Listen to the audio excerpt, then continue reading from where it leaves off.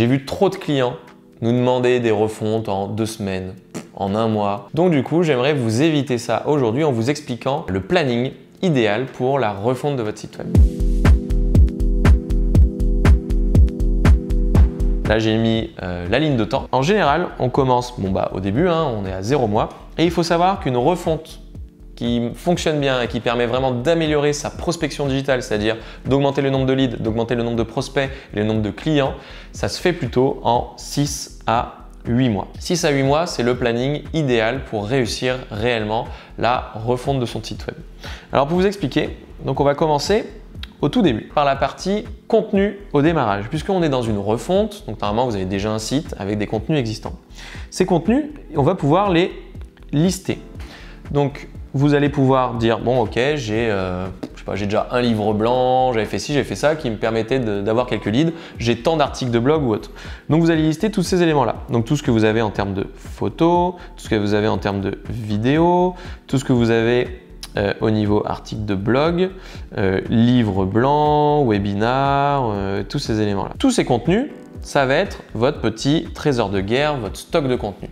Et ces contenus, eh bien, on va pouvoir les utiliser ou les améliorer justement pour la refonte de votre site web. En parallèle de tout ça, on va s'équiper avec un outil de marketing automation. Si vraiment le but de votre site, à part de faire une jolie refonte graphique parce que vous avez une nouvelle identité, une nouvelle image de marque, il est aussi d'attirer plus de leads, d'attirer plus de visiteurs, plus de leads et de pouvoir générer plus de prospects et plus de clients, il va falloir absolument s'équiper d'un outil de marketing automation. Alors, il existe plusieurs outils de marketing automation. Je vais vous en citer 3, 4. Donc, on a Pledzi, on a HubSpot, on a aussi ActiveCampaign, c'est celui que nous utilisons chez Pilotine. Et on a aussi par exemple Sendinblue, Webmechanic et il en existe plein d'autres, Marketo ou autres. Bon, je vais vous citer ceux-là parce que c'est ceux qu'on croise le plus et qu'on utilise le plus. Ces outils de marketing automation, ils vont vous permettre en fait de pouvoir tester justement vos fameux contenus. C'est-à-dire que vous allez pouvoir mettre en place sur votre site actuel des formulaires. Dans les formulaires, on aura un bouton là OK. On va demander par exemple l'email, le nom de la personne. Honnêtement, il suffit de demander juste ça, voire juste l'email. Et comme ça, plus vous allez voir que les gens téléchargent vos contenus, plus ça fonctionnera. Des tests qui se font très bien aussi, c'est par exemple avec LinkedIn. Quand vous êtes en B2B, vous faites un post pour dire voilà, j'envisage de faire tel contenu. Est-ce que c'est quelque chose qui pourrait vous intéresser? N'hésitez pas à l'indiquer et comme ça, si je le crée, on pourrait vous l'envoyer. En tout cas, qui ça intéresserait d'avoir ce contenu-là? Comme ça, les gens disent moi. Après, vous créez votre contenu, vous le mettez en téléchargement et vous voyez bien le nombre de personnes qui le consultent in fine. Et ça vous permet de tester la qualité de vos contenus et en tout cas l'attractivité de vos contenus. Donc ces formulaires-là, vous allez les mettre sur votre site actuel et vous allez tester tout ça. Donc ça vous permet sur le mois 1 de pouvoir tester vos contenus et de pouvoir faire un peu un archivage pour voir tout ce que vous avez à disposition.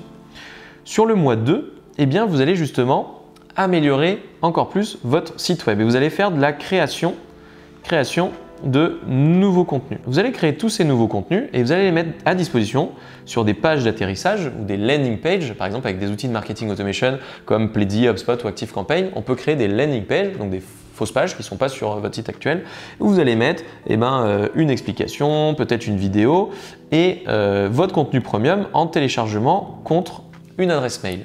Et ça va vous permettre de tester encore plus tous ces éléments-là. Une fois qu'on a fait toutes ces étapes-là, aidé de vos outils de marketing automation, vous allez en savoir beaucoup plus sur ce que veulent vraiment vos utilisateurs.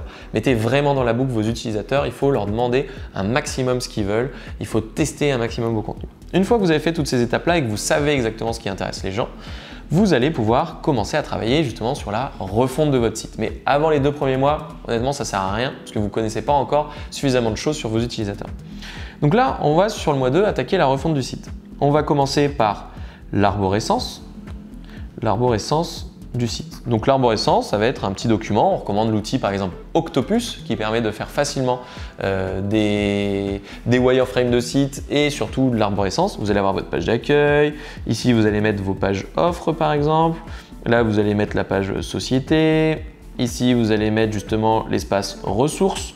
On retrouvera des articles de blog, on va retrouver les webinars, on va retrouver les livres blancs, une page contact et ainsi de suite. Vous allez pouvoir vraiment déterminer l'arborescence idéale de votre site. Ce qui vous permettra ensuite de finaliser un cahier des charges.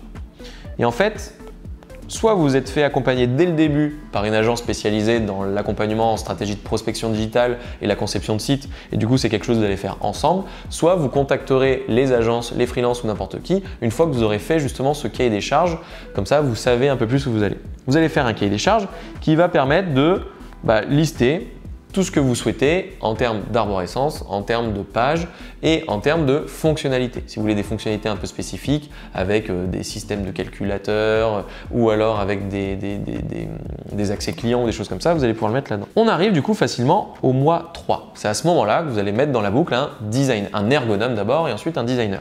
L'ergonome, il va faire des wireframes, c'est-à-dire qu'il va maqueter, il va pré-maqueter en fait votre page d'accueil par exemple, ou la page off, la page service, ou ainsi de suite. Donc on va pré-maqueter tout ça, on va dire là il y a une vidéo, là il y a le formulaire, là il y a les témoignages clients, il y a ci, il y a ça. Donc il va faire les maquettes en noir et blanc de vos pages. Donc ça c'est, on va dire l'UX, l'expérience utilisateur, ou les wireframes.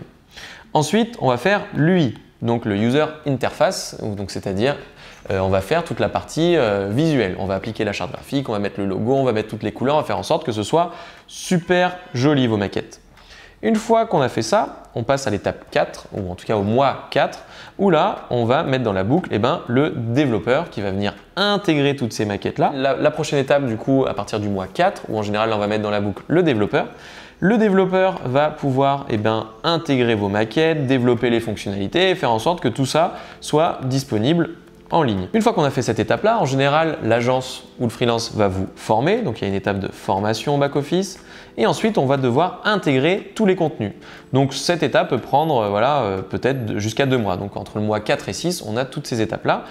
Il va y avoir la formation et après, il va y avoir surtout l'intégration du contenu. Parce qu'effectivement, les designers et les devs, eux, ils vont designer ce qu'on appelle des gabarits de pages. On va avoir chaque page, en gros, un exemplaire qui va être designé et intégré. Mais si vous avez 15 pages service, si vous avez 14 articles de blog ou quoi que ce soit, eh bien, il va falloir intégrer toutes ces pages-là. Donc, ça va prendre aussi un petit peu de temps. Donc, on arrive facilement au mois 6. Ensuite, on va avoir la mise en ligne du site sur le mois 6, par exemple.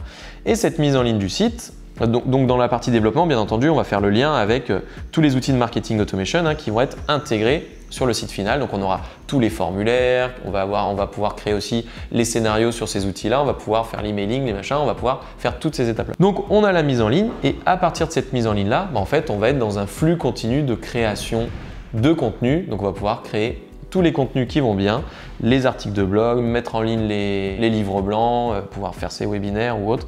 Donc il y a vraiment une partie ici création de contenu en parallèle qu'il va falloir réaliser pour pouvoir intégrer tout ça sur le site avant sa mise en ligne.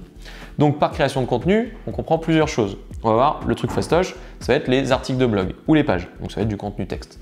On va voir aussi tout ce qui est photo, parce qu'en général, un joli site, ça va être un site très humain, même si on vend un logiciel ou quoi que ce soit, on va montrer les personnes qui ont développé ce logiciel. Si on est dans le service, c'est encore plus important de mettre beaucoup d'humains derrière. On va voir aussi tout ce qui est contenu vidéo, la vidéo corporate par exemple de la boîte ou alors des vidéos explicatives sur ce que vous proposez. Et vous allez pouvoir faire aussi des webinars, tous ces éléments-là, donc on va pouvoir créer plein de contenus. Une fois que ces contenus sont créés, on vient les intégrer sur le site et ensuite, eh bien, il y a la mise en ligne. Donc voilà, donc tout ce process-là, en général, va mettre entre 6 et 8 mois et c'est le bon timing pour vraiment réussir sa refonte de site web. Tout l'aspect référencement naturel pour le bon fonctionnement du SEO. Donc il y aura tout un travail sur les mots-clés et tout qui se fait sur les mois 1 et 2. Donc vous allez travailler vraiment toutes ces histoires de mots-clés, sur quels mots-clés vous souhaitez vraiment vous positionner, qu'est-ce qui est réellement apporteur de visiteurs et de leads qualitatifs pour votre site. Et une fois que vous avez fait tout ce travail-là, il va y avoir un système de redirection. C'est-à-dire que toutes les anciennes pages de l'ancien site web, il va falloir les rediriger vers le nouveau site web. Donc il y aura un système de mapping, vous allez dire telle page, je la redirige vers celle-ci, je la redirige là, là. Et vous allez bien entendu améliorer aussi tout ça avec l'optimisation des titres, des descriptions et de tous vos contenus. Donc voilà, on a vu aujourd'hui le planning idéal pour la refonte de votre site web. J'espère que ce contenu vous a été très utile. Et avant de passer à la conclusion, on va parler un peu budget. Il faut savoir que la partie en gros marketing automation, c'est des budgets qui vont entre 2 et 10 000 euros par an. En général, ces outils-là, ils ne sont pas gratuits, ça coûte entre 2 et 10 000 euros. Tout l'aspect création de contenu ici, qu'on va faire au démarrage et pendant le projet, on va être aussi sur un budget entre 2 et 10 000 euros. Et parce que voilà, les vidéos, les contenus textes, voilà, ça prend du temps. Donc que ce soit de l'interne ou de l'externe, hein, ça prend du temps et ça coûte. Et toute la partie refonte de site, on est en général sur des budgets entre 8 et 30 000 euros. Donc 8, c'est pour des sites un peu plus simples et 30 000 pour des sites plus complexes avec de la fonctionnalité, avec beaucoup de contenu, avec un travail sur la charte graphique et tous ces éléments-là. Donc si on résume tout ça, le projet de votre refonte, il sera en gros entre 12 000 et 50 000 euros. On est là sur une bonne moyenne de budget à mettre quand vous avez de réelles ambitions en termes de prospection digitale et que vous avez envie de bien faire les choses et de faire en sorte que ce site vous attire des visiteurs, des leads, des prospects et des clients.